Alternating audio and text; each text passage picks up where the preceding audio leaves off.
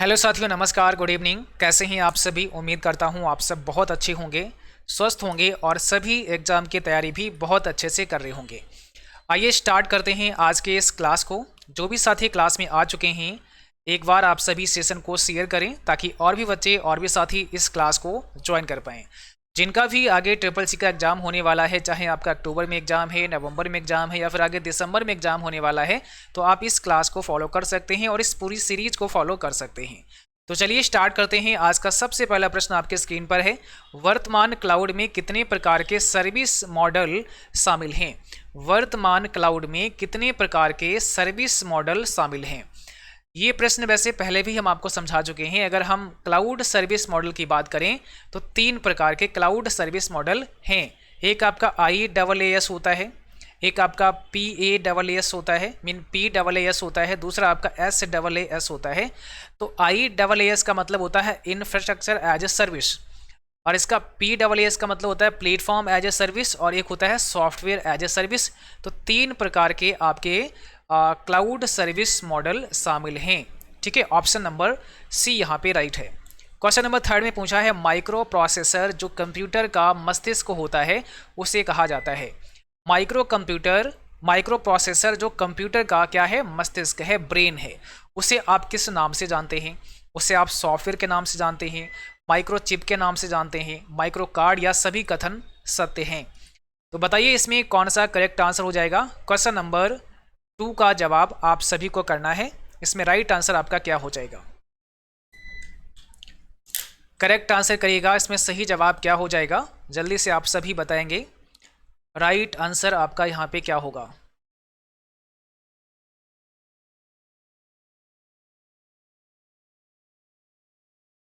चलिए, तो देखिए इस प्रश्न में जो आपका राइट आंसर हो जाएगा ऑप्शन नंबर बी। यहाँ पर आपका बी ऑप्शन हो जाएगा, माइक्रोचिप। ठीक है ना, पहला दिया है सॉफ्टवेयर जो कि गलत है, माइक्रो कार्ड भी नहीं कह सकते हैं, सभी कथन सत्य हैं। अब ये अगर करेंगे तो सॉफ्टवेयर आ जाएगा जो कि गलत है, तो माइक्रोचिप आप बोल सकते हैं। ऑप्शन हमारा यहाँ पे बी हो जाएगा, माइक्रोचिप आपका राइट आंसर यहाँ पे होगा। क्वेश्चन नंबर 4 है, कंप्यूटर द्वारा प्रोड्यूस किया गया परिणाम क्या कहलाता है? कंप्यूटर के द्वारा उत्पन्न किया गया परिणाम क्या कहलाता है? इसका सही जवाब सभी बच्चे कमेंट बॉक्स में लिखेंगे। राइट आंसर यहाँ पे क्या हो जाएगा?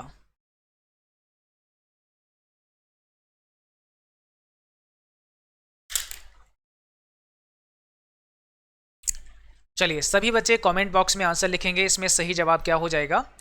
तो इस प्रश्न का जो करेक्ट आंसर बनेगा, मेमोरी दिया है, डेटा दिया है, आउटपुट दिया है और इनपुट दिया है, तो यहाँ पे क्या हो जाएगा, सी ऑप्शन हो जाएगा। आउटपुट कहा जाता है कंप्यूटर के द्वारा जो रिजल्ट आपको प्राप्त होता है उसी को आप आउटपुट के नाम से जानते हैं। कंप्यूटर को किस प्रकार की बुद्धि की संज्ञा दी गई है? कंप्यूटर को किस प्रकार की बुद्धि की संज्ञा दी गई है? तो क्वेश्चन नंबर 5 आपके स्क्रीन पर है, कंप्यूटर को किस प्रकार की बुद्धि की संज्ञा दी गई है? इसका सही जवाब हो जाएगा ऑप्शन नंबर बी। कंप्यूटर को किस प्रकार की बुद्धि की संज्ञा दी गई है? कृत्रिम बुद्धि की संज्ञा दी गई है, आर्टिफिशियल बुद्धि की संज्ञा दी गई है, आर्टिफिशियल बुद्धि की संज्ञा दी गई है।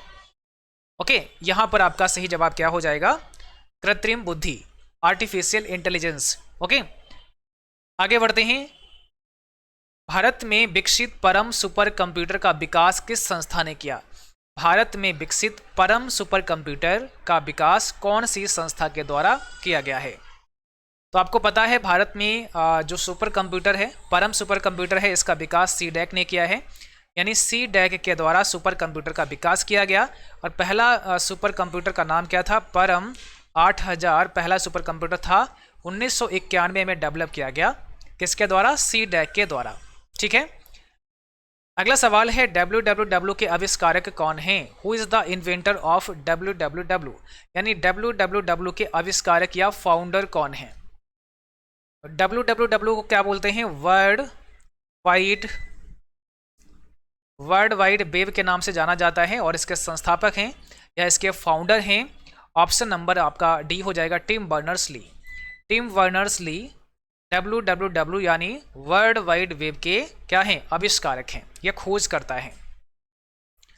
अगला सवाल है, कौन सा बार टाइटल बार के ठीक नीचे स्थित होता है? कौन सा बार टाइटल बार के जस्ट नीचे होता है, ठीक नीचे होता है। टाइटल बार के नीचे कौन सा बार होता है? तो सबसे टॉप पर तो आपका टाइटल बार होता है, सबसे टॉप पर आपका टाइटल बार होता है। उसके बाद सेकेंड नंबर पे कौन सा बार होता है? मेनू बार होता है। तो टाइटल बार के जस्ट नीचे कौन सा बार होता है? मेनू बार होता है। ऑप्शन यहाँ पर क्या होगा? वी करेक्ट हो जाएगा, मेनू बार आपका राइट आंसर है। क्वेश्चन 9 कहता है निम्न में कौन सी सुविधा एक्सपोर्ट एज विकल्प में उपलब्ध नहीं है? जब आप एक्सपोर्ट एज करते हैं तो इसमें कौन सा ऐसा है जो उपलब्ध नहीं है? एक्सपोर्ट एज में कौन सा उपलब्ध नहीं है, इसका सही जवाब आपको देना है। क्वेश्चन नंबर सेकेंड का राइट आंसर क्या बनेगा? तो यहाँ पर आपका सी हो जाएगा। एक्सपोर्ट एज इमेज का ऑप्शन आपको वहाँ पे नहीं मिलता है, बाकी सब मिलेंगे एक्सपोर्ट एज पीडीएफ, है ना, बट आपको इमेज का ऑप्शन नहीं मिलेगा। लिब्रे ऑफिस राइटर टेम्पलेट का फाइल एक्सटेंशन क्या होता है? What is the file extension of Libre office writer template? तो लिब्रे ऑफिस राइटर टेम्पलेट का फाइल एक्सटेंशन क्या होता है? अगर हम राइटर के फाइल एक्सटेंशन की बात करें तो यहाँ पर क्या हो जाएगा? ODT हो जाएगा, .odt होता है, ये राइटर का हो गया ऑप्शन पहला। ठीक है, अगर लिब्रे ऑफिस कैल्क की बात की जाए तो .ods होता है, और इम्प्रेस की बात की जाए तो .od और p होता है। ये आपको एक्सटेंशन याद रखने हैं। 11 में पूछा है टेक्स्ट के ऊपर की लाइन के लिए क्या प्रयोग किया जाता है? आप अगर टेक्स्ट के ऊपर लाइन करना चाहते हैं तो इसे आप टॉप लाइन, अंडरलाइन, ओवरलाइन, अपर लाइन किस नाम से जानेंगे? किसी टेक्स्ट के ऊपर लाइन अगर हमें करना है तो इसको ओवरलाइन कहा जाएगा। ऑप्शन नंबर सी राइट हो जाएगा, ओवरलाइन के नाम से जाना जाएगा। अगला सवाल है कोलॉट विकल्प का उपयोग करने के लिए लिब्रे ऑफिस कैल्क स्प्रेडशीट की कितनी प्रतियां मुद्रित करने की आवश्यकता होगी? अगर आप कोलॉट विकल्प का इस्तेमाल करना चाहते हैं तो कम से कम कितनी प्रति आपको प्रिंट करना पड़ेगा? बताइए क्या होगा इस प्रश्न का सही जवाब? मिनिमम 2, ऑप्शन नंबर पहला यहाँ पे हो जाएगा। कम से कम 2 प्रतियां आपको, 2 कॉपी आपको क्या करना पड़ेगा? प्रिंट करना पड़ेगा। अगला सवाल है इम्प्रेस प्रेजेंटेशन का डिफ़ॉल्ट नाम क्या है? लिब्रे ऑफिस इम्प्रेस प्रेजेंटेशन का डिफ़ॉल्ट नाम आपसे पूछा है, यानी ये पूछ रहे हैं title name. By default title name क्या होता है? तो टाइटल नेम की बात की जाए बाय डिफ़ॉल्ट तो अनटाइटल 1 होता है, अनटाइटल 1 और आगे लिखा होगा इम्प्रेस, लिब्रे ऑफिस इम्प्रेस। अनटाइटल 1 सभी में होगा, चाहे वो कैल्क हो, इम्प्रेस हो या राइटर हो, तो ये बाय डिफ़ॉल्ट होता है। बाकी जब आप टाइटल का कोई नाम दे देते हैं, मीन जिस नाम से फाइल को सेव करते हैं वही फिर आपका टाइटल बन जाता है। अगला सवाल है एक्वा यूजर इंटरफेस के साथ दिखाई देता है विंडोज, सेल्स, मैक ओएस या वर्न सेल? अब यहाँ पे सही आंसर आपको देना है। करेक्ट जवाब कौन सा हो जाएगा? क्वेश्चन नंबर 14 आपकी स्क्रीन पर है, बताइए।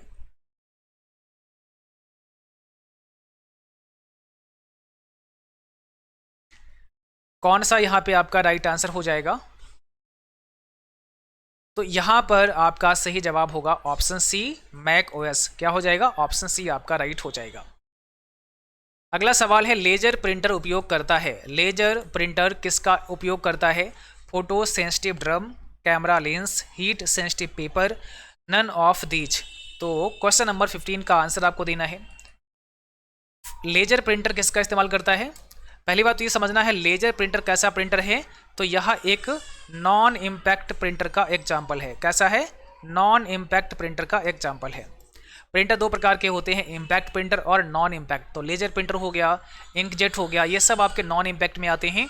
और जो लेजर प्रिंटर होता है ये फोटो सेंसिटिव ड्रम का इस्तेमाल करता है। पहला ऑप्शन यहाँ पे राइट आपका हो जाएगा। अगला सवाल है इनमें से एक पेज ओरिएंटेशन का प्रकार है। इनमें से कौन सा एक पेज ओरिएंटेशन का प्रकार है? अगर हम किसी भी पेज के ओरिएंटेशन की बात करें तो आपको पता है पेज ओरिएंटेशन कितने प्रकार का होता है? 2 प्रकार का होता है। ठीक है, एक आपका पोर्ट्रेट होता है और दूसरा आपका लैंडस्केप होता है। तो 2 प्रकार का आपका पेज ओरिएंटेशन होता है। तो यहाँ पे कह रहे हैं एक पेज ओरिएंटेशन का प्रकार कौन सा है? तो ये भी सही, ये भी सही। इसका मतलब ऑप्शन आपका यहाँ पे सी करेक्ट हो जाएगा, यानी सी ऑप्शन हमारा सही हो जाएगा। क्वेश्चन नंबर 17 में पूछा है लिब्रे ऑफिस कैल्क में फंक्शन विजार्ड ओपन करने की शॉर्टकट की क्या होती है? आप अगर फंक्शन विजार्ड को ओपन करना चाहते हैं तो कैसे कर सकते हैं? फंक्शन विजार्ड की एक शॉर्टकट की होती है जिसके थ्रू आप ओपन कर सकते हैं। वो शॉर्टकट की है कंट्रोल के साथ में F2। आप जैसे ही कंट्रोल के साथ में F2 प्रेस करेंगे तो क्या होगा, फंक्शन विजार्ड ओपन हो जाएगा। ठीक है, तो राइट आंसर यहाँ पे क्या हो जाएगा, कंट्रोल F2। सॉरी, यहाँ पर एक सेम हो गया है, डबल लिख गया है, तो यहाँ कंट्रोल F2 के स्थान पर शिफ्ट F2 कर देते हैं, ऑप्शन चेंज कर देते हैं। ठीक है ना, शिफ्ट F2 ये सही है, क्योंकि एक जैसे ही ऑप्शन हो गए हैं। तो अगर आपने बी बताया तो भी सही है, अगर डी बताया तो भी आपका सही है। कंट्रोल F2 शॉर्टकट के से फंक्शन विजार्ड ओपन कर सकते हैं और उसमें से बहुत सारे फंक्शन होते हैं, आप कैटेगरी वाइज उन्हें सर्च कर सकते हैं और जो भी फंक्शन इस्तेमाल करना चाहते हैं वो इस्तेमाल कर सकते हैं। क्लाउड कंप्यूटिंग के लाभ कौन कौन से हैं? क्लाउड कंप्यूटिंग के कौन कौन से फायदे हैं? Low cost, fast speed, more secure, all of the above. तो यही हो जाएगा, ये सारे ही फायदे हैं क्लाउड कंप्यूटिंग से। ऑप्शन डी राइट है। क्लाउड कंप्यूटिंग के लाभ कौन कौन से हैं? सेम रिपीट हुआ है, यहाँ पर भी डी हो जाएगा। अच्छा, दोनों में सेम क्वेश्चन है। 20 में बताइए, ऑपरेटिंग सिस्टम निम्नलिखित स्रोतों से इंस्टॉल किया जा सकता है। ऑपरेटिंग सिस्टम आप निम्न स्रोतों से इंस्टॉल कर सकते हैं: disk, network, remote installation, all of the above. तो इसमें सही जवाब क्या होगा? ऑप्शन नंबर डी हो जाएगा, ऑल ऑफ द अबव। उपरोक्त सभी तरीके से हम इंस्टॉल कर सकते हैं, तो डी ऑप्शन यहाँ पे राइट है। HTML में किसी टैग के बंद होने का प्रतिनिधित्व करने के लिए किस वर्ण का इस्तेमाल किया जाता है, या किस कैरेक्टर का इस्तेमाल करते हैं, है ना, किस कैरेक्टर का इस्तेमाल करते हैं किसी भी टैग को बंद करने के लिए? देखिए, एक होता है कंटेनर टैग, एक होता है एम्प्टी टैग, है ना। जो कंटेनर टैग होता है, कंटेनर टैग को क्लोज करने की आवश्यकता होती है। तो अब क्लोज कैसे करते हैं? टैग को क्लोज करना है, टैग को बंद करना है, तो इसके लिए आपका जो सही जवाब है ऑप्शन सी है। आपको बैकवर्ड स्लेश यूज करना पड़ता है अगर आप टैग को बंद करते हैं। जैसे आपने यहाँ लिखा HTML, ठीक है, ये आपका एक ओपन टैग है।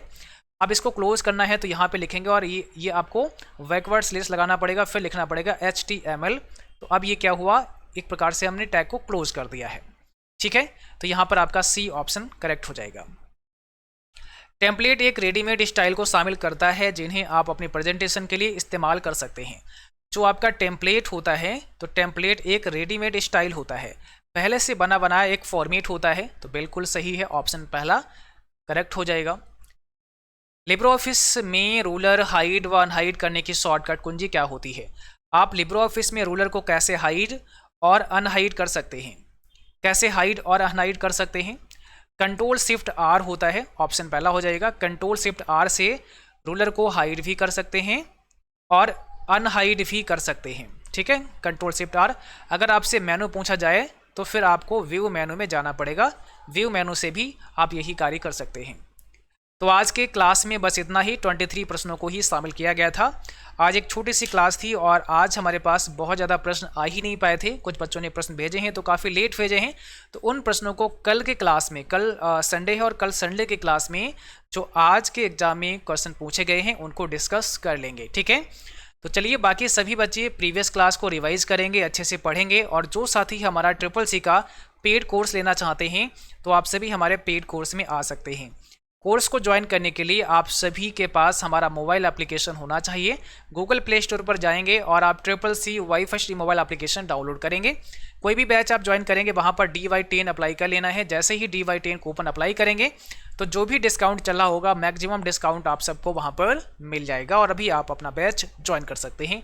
ऑफर केवल और केवल 31 अक्टूबर तक रहेगा, इसके बाद ऑफर आपका एक्सपायर हो जाएगा। ठीक है, और जिन बच्चों का CCC का एग्जाम जनवरी 2024 में होने वाला है, आप सभी के लिए बहुत जल्द न्यू बैच आने वाला है। 1 नवंबर को आप सब के लिए न्यू बैच आ जाएगा, जो कि जनवरी 2024 का पहला फतह बैच होगा। पहला फतह बैच 1.0 होगा। ठीक है ना, तो ये 1.0 बैच अब 2024 के लिए, फतह बैच 1.0 2023 में स्टार्ट हुआ था और दिसंबर 2023 में फतह बैच 12.0 नवंबर के लिए समाप्त हो गया है।